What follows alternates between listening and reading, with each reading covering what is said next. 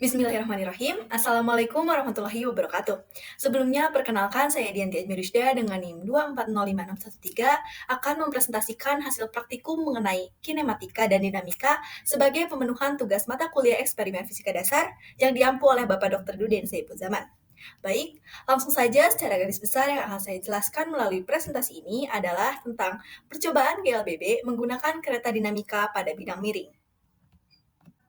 Ketika suatu benda diletakkan di suatu bidang miring yang licin, maka berlaku hukum 2 Newton.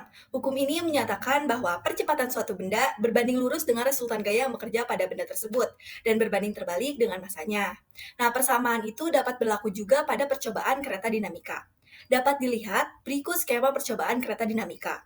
Ketika kereta diluncurkan dari puncak rel, pola gerakannya ini dapat dianalisis melalui aplikasi tracker, yang hasil analisisnya berupa data yang akan diterjemahkan menjadi sebuah grafik. Nah, keberlakuan hukum Newton 2 ini dapat dipelajari lebih lanjut dengan memvariasikan variabel. Maka dari itu, pada percobaan kali ini, variabel yang akan divariasikan adalah massa kereta dinamika. Adapun rumusan masalah yang akan menjadi pembahasan pada percobaan kali ini yaitu yang pertama, bagaimana massa tambahan yang diletakkan pada kereta dinamika mempengaruhi percepatan kereta pada saat sudut kemiringan tetap.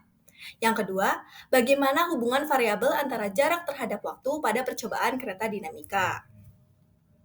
Berdasarkan rumusan masalah sebelumnya, didapatkan tujuan sebagai berikut.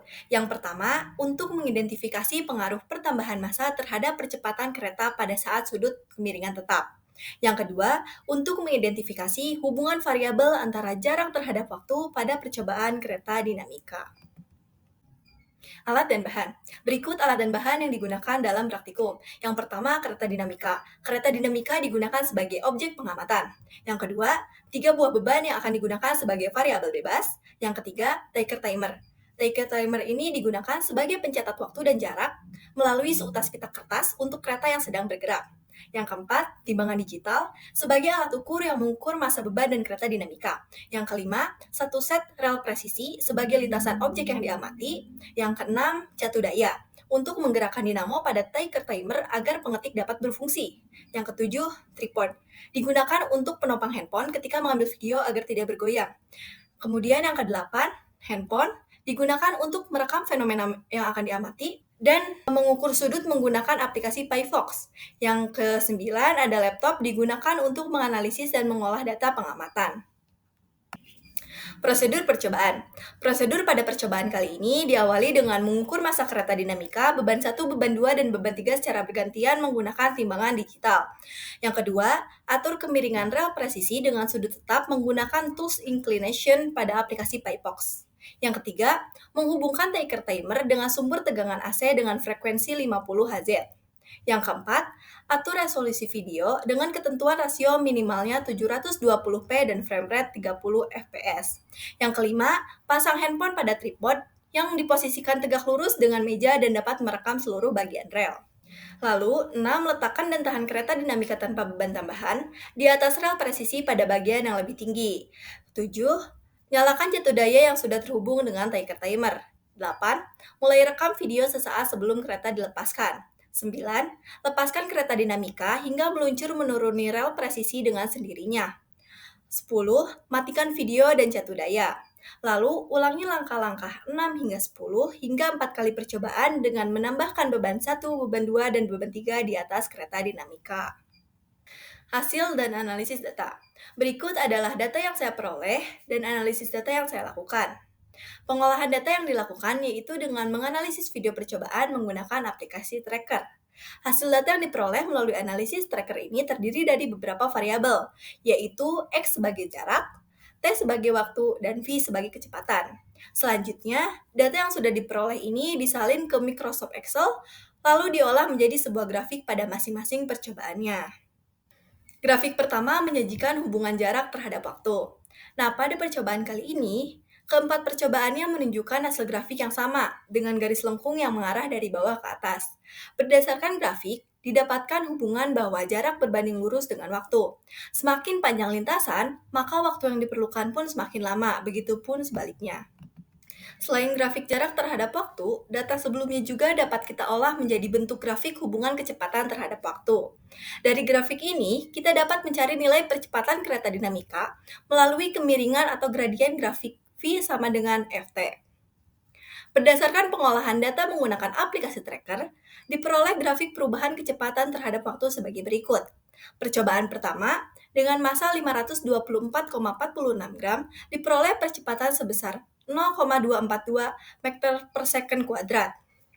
Percobaan kedua, dengan massa 775,94 gram, diperoleh percepatan sebesar 0,2317 meter per second kuadrat. Percobaan ketiga, dengan massa 1026,86 gram, diperoleh percepatan sebesar 0,2067 meter per second kuadrat. Dan yang terakhir, percobaan keempat, dengan massa 1277,7 gram, diperoleh percepatan sebesar 0,2019 meter per second kuadrat. Dari data sebelumnya, diperolehlah grafik hubungan percepatan terhadap massa, yang dimana garisnya ini terbentuk dimulai dari titik massa terkecil dan titik percepatan terbesar yang seterusnya melengkung ke arah kanan bawah. Berdasarkan grafik ini, didapatkan hubungan bahwa percepatan berbanding terbalik dengan massa. Semakin besar massanya, maka percepatan kereta akan semakin kecil. Begitupun sebaliknya. Dari hasil analisis data yang sudah dilakukan, maka dapat disimpulkan bahwa yang pertama, massa tambahan yang diletakkan pada kereta dinamika akan meningkatkan percepatan kereta dinamika pada saat sudut kemiringan tetap. Semakin besar massa benda, maka percepatan kereta akan semakin kecil, begitu pula sebaliknya. Hal ini sesuai dengan prinsip hukum 2 Newton, yaitu F sama dengan M kali A, yang menyatakan bahwa percepatan yang dialami oleh benda sebanding dengan gaya yang diterapkan dan berbanding terbalik dengan massa benda. Kedua, pada percobaan kereta dinamika, variabel antara jarak dan waktu memiliki hubungan yang berbanding lurus, di mana semakin panjang lintasan yang ditempuh, maka waktu untuk kereta bergerak pun akan semakin lama. Terakhir, kesimpulan dari keseluruhan. Percobaan kereta dinamika pada bidang miring mempelajari bahwa gerak lurus berubah beraturan atau GLBB ini memiliki karakteristik yang pertama yaitu percepatan konstan, dengan kecepatan dan jarak yang bergantung pada waktu. Variabel-variabel tersebut memiliki keterkaitan yang tidak dapat dipisahkan. Dalam percobaan ini juga tidak menutup kemungkinan terdapat perbedaan hasil yang diperoleh dengan teori yang seharusnya. Hal ini diakibatkan oleh beberapa faktor, baik itu berasal dari alat yang tidak terkalibrasi atau human error dan ketidaktelitian saat melakukan praktikum. Oleh karena itu, kemungkinan faktor yang menjadi penyebabnya perlu lebih diperhatikan kembali. Mungkin cukup sekian yang dapat saya paparkan. Terima kasih atas perhatiannya dan mohon maaf atas segala kekurangan dan kesalahannya. Wassalamualaikum warahmatullahi wabarakatuh.